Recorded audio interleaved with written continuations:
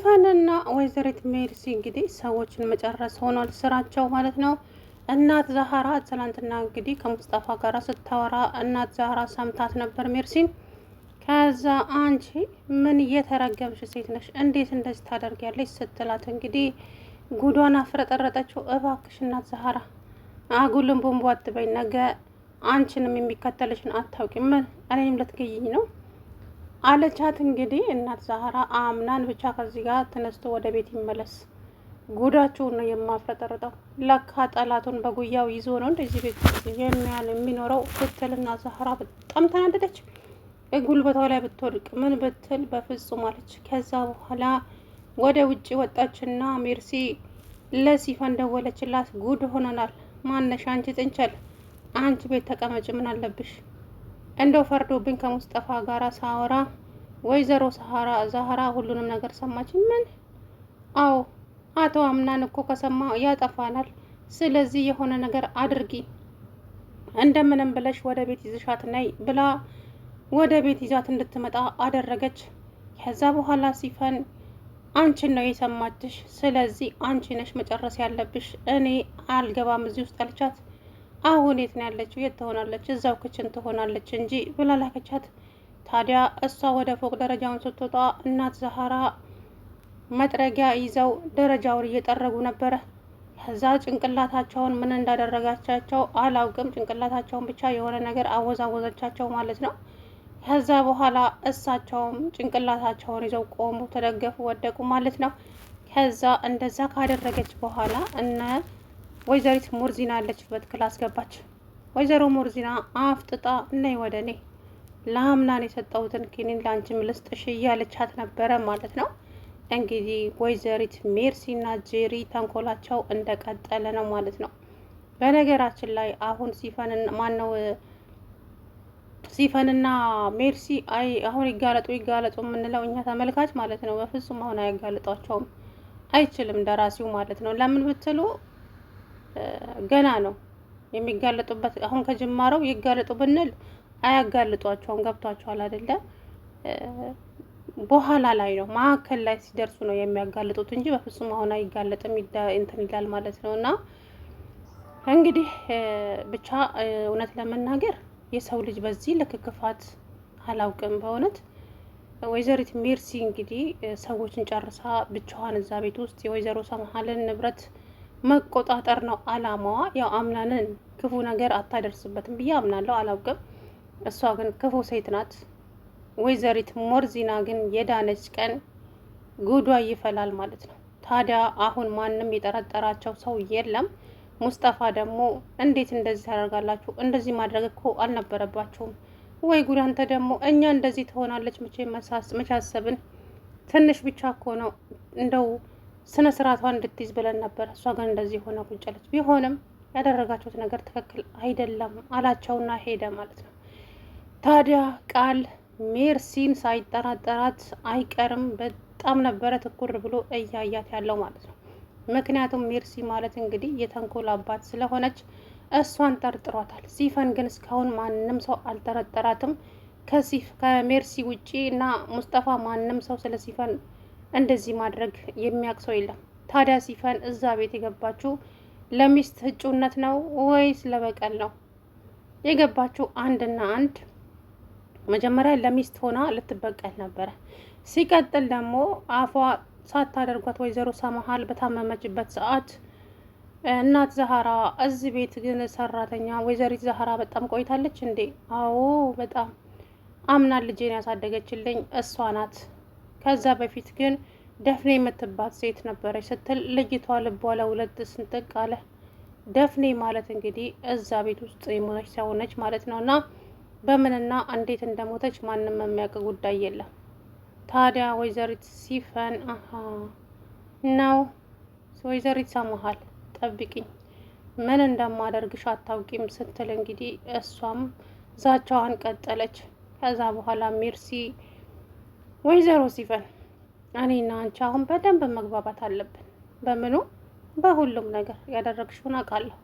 ወይዘሪት ሰምሃልን እንደዛ እንዳደረግሽ አውቃለሁ። አሁንም ደግሞ ወይዘሮ ሙርዚናን እንደዛው እንዳታደርጊልኝ እፈልጋለሁ ብላ እንግዲህ ያ እንደዛ ማድረጉ ሳይሳካላቸው ሲቀር ጠንቋይ ቤት ሄደው መድኃኒት ይዘው መጡ።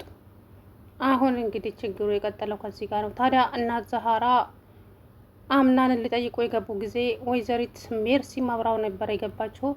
አሁን ለአምናን ትናገራለች ብላ በአይኗ እናት ዛሃራን እየገረፈቻት፣ ከዛ በኋላ እናት ዛሃራም አያምናን ጠላት እኮ ከየት እንደሚመጣ አታውቅም።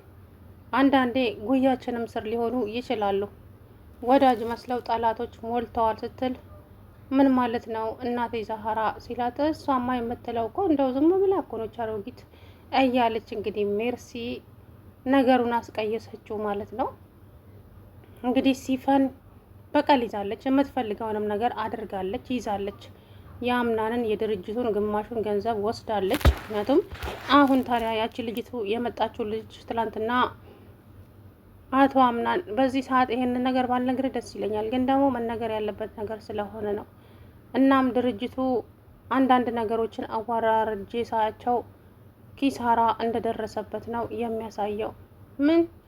አዎ አቶ አምናን፣ በምንና እንዴት እንደሆነ ግን አላውቅም፣ ግን ይሄንን ነገር ነው የሚያሳየው አለችው። ቆይ እንዴት? በቃ ከቃል ጋር እናወራበታለን አላት። እሷ ምሻለች። እንግዲህ አምናንም ከዚህ ጋር ድኖ ይነሳል አሁን፣ ምክንያቱም ብዙም ጉዳት አልደረሰበትም፣ ጫርን ያደረገችው ተብሏል። እንግዲህ አንተ እንዴት እንደዚህ ስትደረግ እንዴት ዝም ብለህ አየህ? አጋጣሚ ነው፣ የሚካበር ነገር አይደለም ማለት እንግዲህ አክስቱ አስባበት አይደለም ነው የሚለው። እንግዲህ ለምን እንደወጋችሁ እሷ ነች የምታውቀው፣ አውቃ በደዋ ማለት ነው። ታዲያ ወይዘሪት ሞርዚና አሁንም አምናንን የወጋችበትን ቢላ ይዘዋለች ማለት ነው። ትላንት ሜርሲ እንግዲህ ሰከሰከ ብላ ሂጅና እናት ዛሃራን የምታደርጋትን አድርጊ ብላ ስትልካት፣ እሷ ግን እናት ዛሃራን ጭንቅላታቸውን አነቃንቃ ምን እንዳደረገቻቸው አላውቅም።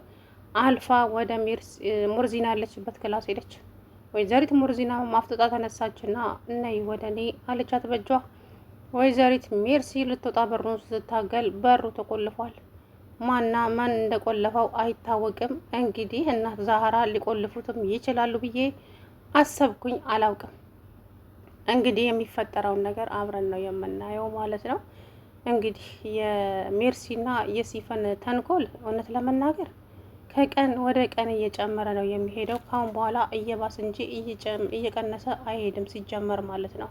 ስለዚህ ለእያንዳንዱ ነገር ደግሞ ተጠያቂዎቹ እነሱ ሁለቱ ናቸው። እርስ በራሳቸው ካልተገላለጡ ወይ ደግሞ እናት ዛሃራ እንግዲህ ህይወታቸውን መስዋዕት አድርገው ይናገራሉ ብዬ ተስፋ አደርጋለሁ። እሳቸው ካልተናገሩ ግን ነገሮች ሁሉ በሙሉ ይበለሻሻሉ ማለት ነው። ነገሮች በዚሁ ይቀጥላሉ። አያችሁ፣ አሁን እናት ወይዘሪት ሰምሃልንም እንደዚህ ያደረጉት እነሱ ሊሆኑ ይችላሉ። እቺ ሴት በጣም ደህና ነበረች፣ በደቂቃ ውስጥ ነው ያጣናት። እንዴት እንደዛ ሊሆነ ቻል የሚል ጥያቄ ለወይዘሮ ዛሃራ ይመጣላቸዋል ማለት ነው። ስለዚህ አንድና አንድ እንግዲህ ሜርሲና ሲፈን ናቸው ብለው ነው። ሲፈንም ጠላት ነች ለካ። ይገርማል። በጣም ያሳዝናል። እውነት ለእነዚህ ቤተሰብ ይሄ እንደዚህ አይነት ነገር አይገባቸውም ነበረ። ግን ደግሞ ይሁን አለች እናት ዛሃራ። በጣም ተናደደች፣ በጣም አዘነች። እንዴት የሰው ልጅ በዚህ ልክ ክፋትን ይመኛል? ቆይ እንዴት? ለምን? ምንድን ነው ያደረገቻችሁ ሴትዮ? ከዛ በኋላ እንግዲህ ሲፈንም አንቺ አሮጊት አርፈሽ ማትቀመጪ ከሆነ ይሄ ጽዋ ቀማሿ አንቺ ነሽ በሚቀጥለው እያለች እንግዲህ እያጉረመረመች ነበረ ማለት ነው። እንግዲህ ወይዘሪት ሜርሲ አሁንም ተንኮሏን ታራዝማለች። አንቺ አሮጊት፣ አንቺንማ መድፋት አያቅተኝም፣ እመኝኝ፣ አርፈሽ ማትቀመጪ ከሆነ እደፋሻለሁ እያለች እየፎከረች ነበረ። ስለዚህ ወይዘሪት ሜርሲም ደግሞ አታርፍም። እናት ዛሃራም ደግሞ እውነቱን ከመናገር ወደ ኋላ አልልም ብለዋል። ስለዚህ በዚህ መሀል እውነቱን ሳይናገሩ ራሳቸውን እንዲስቱ ታደርጋቸዋለች ማለት ነው ወይዘሪት ሜርሲ። እናም ማርክ ደግሞ አቶ ማርክ የት ልትሄድ ነው ስትለው የሆነ ቦታ ደርሼ እመጣለሁ። እንዴ ወይዘሮ ሞርዚናስ ተኝታለች፣ በሩን ቆልፌዋለሁ አላት። አያችሁ፣ በዛ ሰዓት የሆነ ነገር ገብታ ልታደርጋት አስባ ነበር መሰለኝ ወይዘሮ ሲፈን። በሩን ቆልፌው ቁልፉ እኔ ጋ ነው ብሏታል። እንግዲህ ምን ልታደርጋት እንዳሰበች ደግሞ አይታወቅም። እና ተንኮሏ እንግዲህ ቀጥሏል። እኔ እንጃ ቤተሰቦቹን በሙሉ ልጨርሳቸው ይመስለኛል ሳስበው ማለት ነው። ታዲያ ብሌንዬ ይሄ ነገር እንዴት ነው ነገሩ? ቆይ እንዴት ነው? ዝም ከተባለ እኮ ለሁላችንም የማይቀር ነገር ነው ይሄ ነገር።